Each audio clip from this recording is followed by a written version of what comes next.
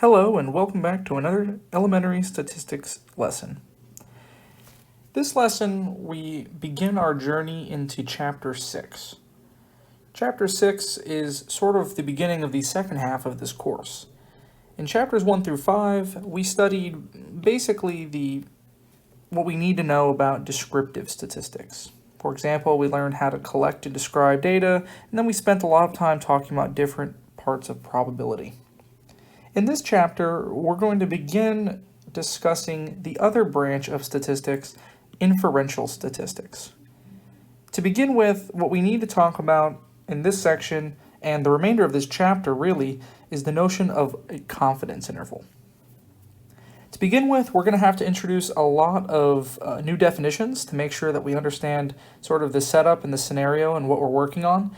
And once we get a little bit more comfortable with it, things will make a little bit more sense as we move forward. So to begin with, we're going to have to start talking about estimating what are going to be called population parameters. So what we're going to learn about here is we're going to learn how to use sample statistics to estimate the value of an unknown population parameter.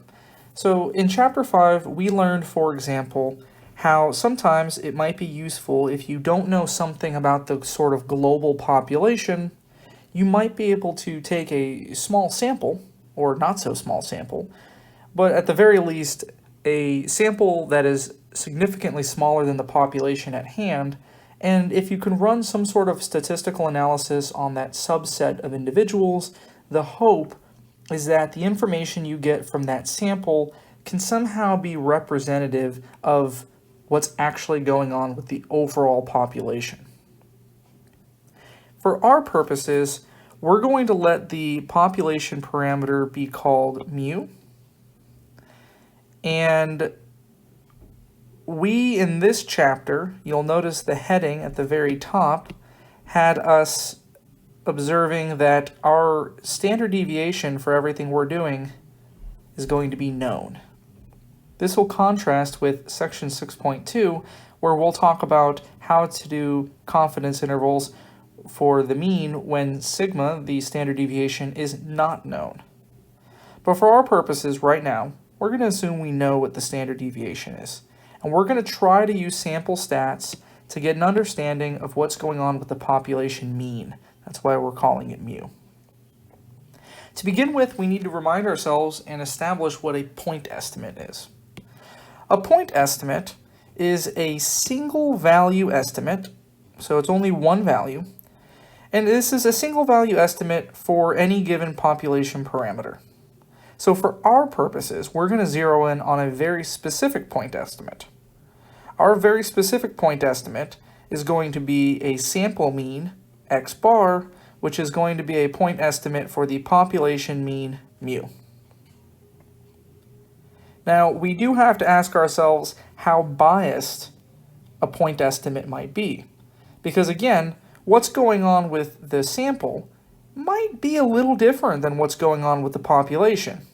Our hope is that we can make good choices that'll make what's happening with the sample representative of what's happening with the population. So in particular, when it's not representative, we have issues about biasness and variability. So what we're going to say is that the validity of an estimation method is, of course, going to be increased when we use a sample statistic that is unbiased and, of course, doesn't vary all that much.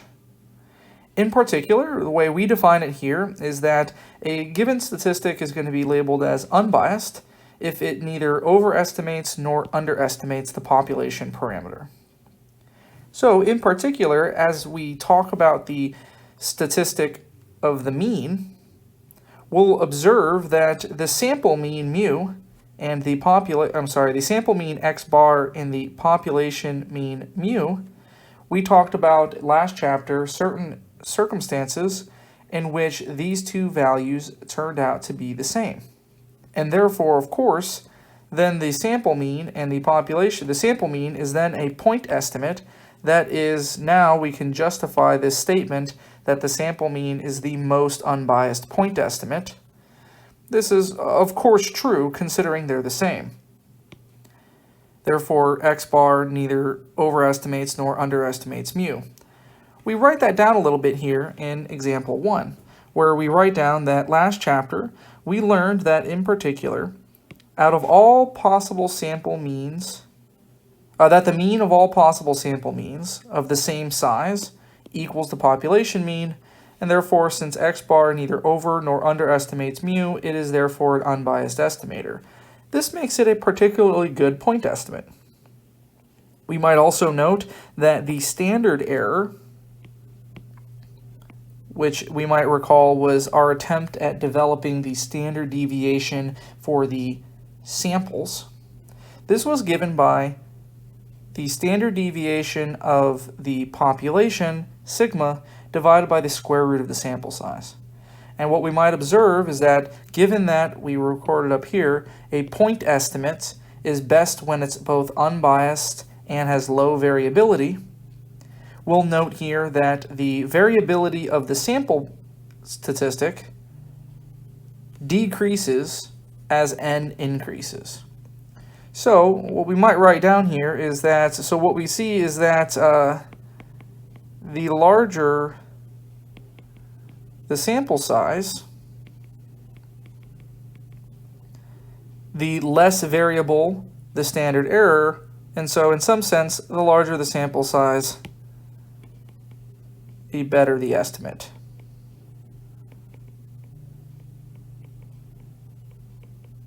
This, of course, matches our intuition, because if your population has 1,000 in it and your samples are only, say, a sampling of 10 data points, you can't expect that to be a very good approximation of whatever statistic you're trying to read off for your overall population. But if your population is, say, still 1,000, but now your sample size has gone up to 500, surely, since you're having more information, your estimate has to be a little bit more accurate.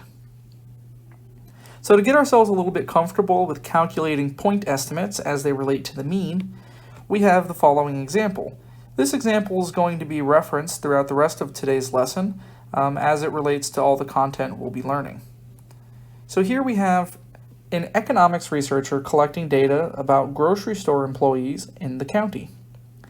The data listed below represents a random, that's important, a random sample of the number of hours worked by 40 employees. The minute I see that, that tells me that the sample size, n, is equal to 40, from several grocery stores, and there's some data. So the question now is, we want to find a point estimate for the population mean. The minute we know we want a point estimate for the population mean, we know that, in theory, we could pick any point estimate. So we could, in theory, use any point estimate.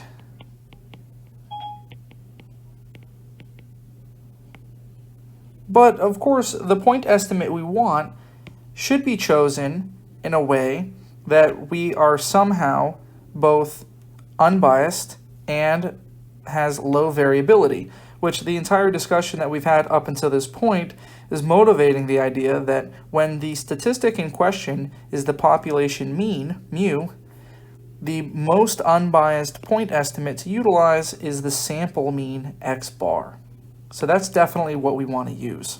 So we could use any point estimate, but the best option, where best, of course, is interpreted as unbiased and low variability, the best option is x bar.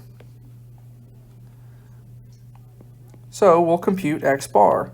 Recall that the formula for x bar, given a sample data set, is you want to add up all of the sample entries, and you want to divide by the number of entries that are present.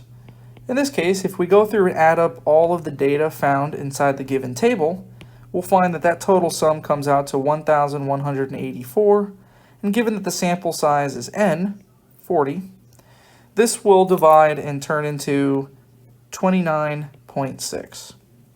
So what this means is our point estimate for the population mean is 29.6 hours. It's very important to realize that this entire analysis is being done on a sample. This right here is a sample. What we're trying to do here is we're trying to get information about, in this case, the number of hours worked by employees at grocery stores. There's going to be way more than 40 employees working in the county. But what we're trying to do is use this sample of only 40 and somehow relate the information for this sample to the information about the potential 1,000 employees that work in the county. So the point estimate x bar that we've developed here tells us that this sample's mean is 29.6, and what we're trying to address in this lesson is we're trying to ask ourselves, how confident can we be that the actual 1,000-person population mean is anywhere close to 29.6? That our sampling has actually produced a really, really good estimate of the population statistic. That's the entire point of what we're trying to do.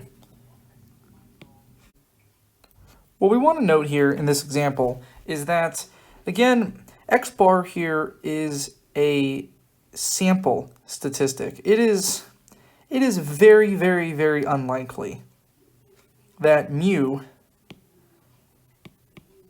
is actually equal to 29.6. That's very unlikely.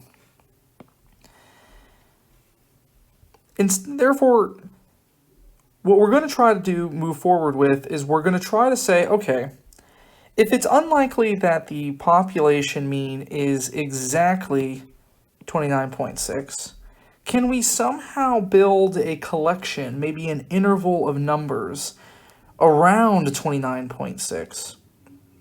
That maybe the population mean mu does live in?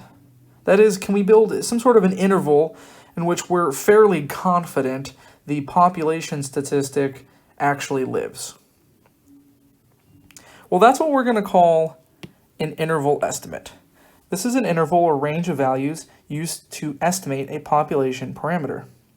So, in reference to the example previously, although it's unlikely the population mu is exactly equal to the sample mean, it's probably pretty close.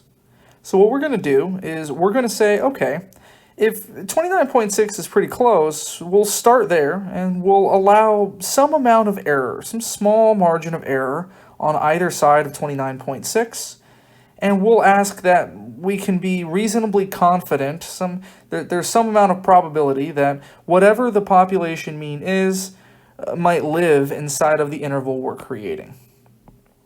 So if, for example, we are told that the margin of error is to be approximately 2.1 hours, then if the sample mean, x bar, is taken to be 29.6, like we had in the previous problem, then what we could generate is we could generate a real number line here with x bar living in the middle, otherwise known as 29.6, and then somehow one margin of error, 2.1 hours in one direction. We might have the rightmost endpoint of our interval. This would be, I guess if we computed it, we'd get 29.6 plus the error of 2.1.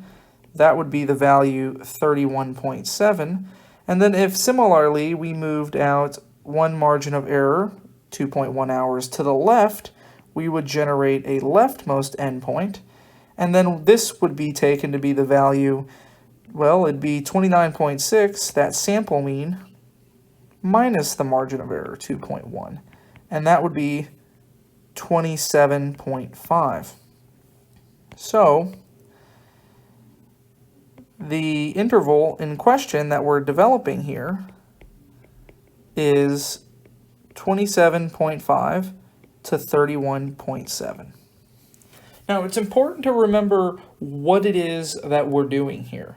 What we've done is we've taken a sample of 40 people, we've computed the mean of that sample, and then we've computed the mean of that sample, that's this x bar, and then what we've done is we've built a very, very small set of numbers here, a very small set of numbers near 29.6, near that sample mean, And what we're going to try to argue is we're going to say, with the 40 people we've chosen, we're going to be, say, 90% confident that there's a 90% probability that this interval we've built with these 40 people will somehow have the population mean living in it.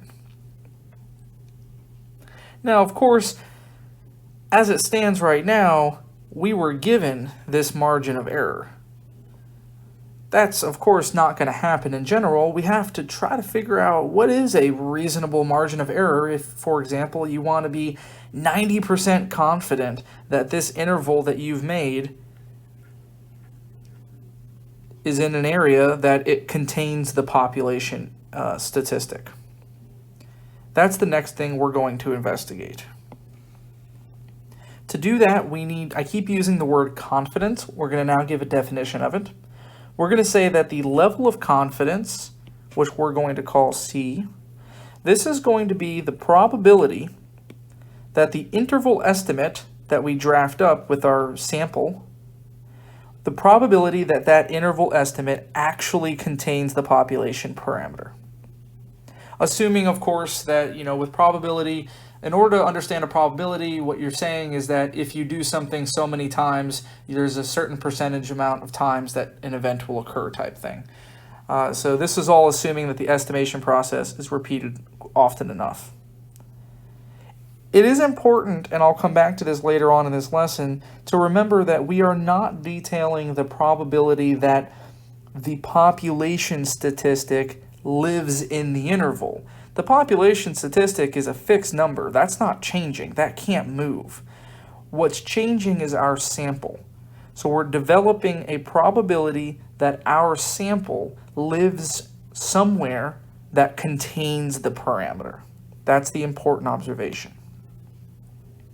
So how do we compute this margin of error?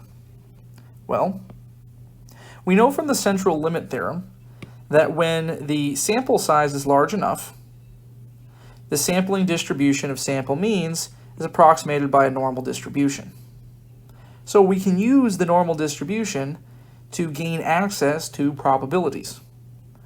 The level of confidence C, once we patch through to the normal distribution, remember that the normal distribution returns probabilities in the same way that you compute areas under the bell curve. So the level of confidence C turns out to be the area under the standard normal curve between two very special values, negative z sub c and positive z sub c.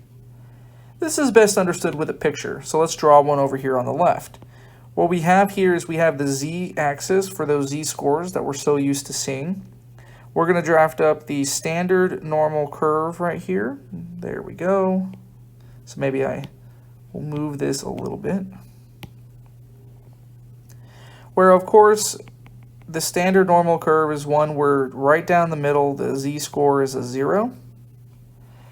And to the left and to the right of this 0, we're going to have two very specific z-scores. One is going to be negative z sub c, and one is going to be positive z sub c. These are very, very special z-scores. They are z-scores such that if I highlight all the area that lives inside of the curve, but between those z-scores, these z-scores, negative z sub c and positive z sub c, are the magic ones so that this area, the shaded bit, is equal to 0.9. This is because C is equal to 90%.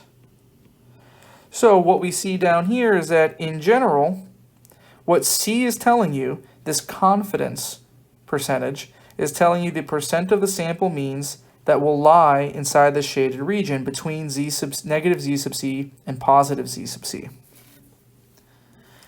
So if someone gives you a particular confidence and you're trying to figure out what error is, it turns out we need to find what these critical values turn out to be, this negative z sub c and positive z sub c. But there is a way to find that out. Observe that if C is equal to 90%, meaning the shaded region is 90% of the area, then what that means is that if we then turn around and shade what's not 90% of the area, what if we shade just the tails of this? What we find is that 1 minus c, remember that the total area under the curve is 1, so 1 minus c, which in this case is 1 minus 0.9, this is 0.10, and this is giving us the area of the tails. So this is the area of the tails. In my picture, this is the area of the tails that's been highlighted in yellow. So if I then were to say divide that by 2, so 1/2 of 1 minus c, well, that's going to be equal to 0.05. This is the area of one tail. So what that means is that if I were to, again, shade it a little bit darker on the left-hand side, this means that this tail right here has an area of 0.05. But this is exactly how the standard normal chart functions. If you know what the cumulative area is to the left of a z-value, we can use the standard normal chart to find that z-value. So we need to find the magic z-value that has a cumulative area of 0.05. Writing that down, we see that negative z sub c is the z-score corresponding to a cumulative area of 0.05. But last chapter, we learned how to find those values. If we go to the very last 2 pages of this handout, we have reproduced for us the standard normal distribution. So what we do is all of these values in the table, of course, are values that are telling us areas to the left of z-scores. So all of these are areas. We need to find the area that corresponds to 0.05. What we'll find as we go through is that we have things like here's 0.01, 0.03, 0.05, so somehow we're a little bit close here. So let's go ahead and take a look at this row, and there we go. What we see here is those 2 values. Exactly halfway between those values is what we're looking for, 0.05. So recall that if your given area is not on the table but lies exactly halfway between 2 given points, then you take the average of the z-scores corresponding at each of those points.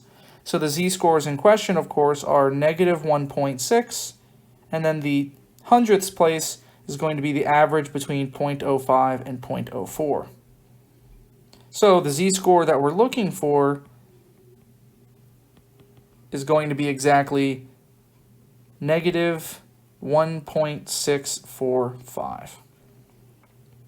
We're going to import that information back up to the problem that we're working on.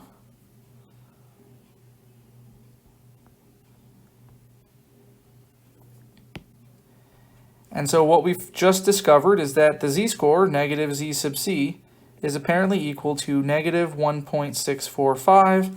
And so if we hit both sides with a negative 1, we find that positive z sub c is then equal to 1.645. And that tells us the z-scores that are related to a confidence level of 90%. What you'll see throughout the rest of the lesson is that if at any point you are given a confidence percentage and you need to do something involving error or anything that involves these z sub c's, this is the exact process you have to carry out every single time. Now, how are these related to any sort of margin of error for your sample, for your estimate interval? Well, to begin with, we're going to recall what sampling error is. Sampling error is exactly how far away your point estimate is from the actual parameter. So, for our purposes, when we're trying to estimate the population mean mu, the sampling error is your sample mean minus the population mean. However, generally speaking, we're trying to estimate mu, so that's not usually known. And we also know that x bar is a sample mean, so that's going to vary from sample to sample. But what we can do as x bar varies is there actually is a way to compute the maximum value for the error if you know the level of confidence, C, and you know the sampling distribution. That is, if we know, for example, it's a normally distributed sample by the central limit theorem, which guarantees that we have access to this information up here.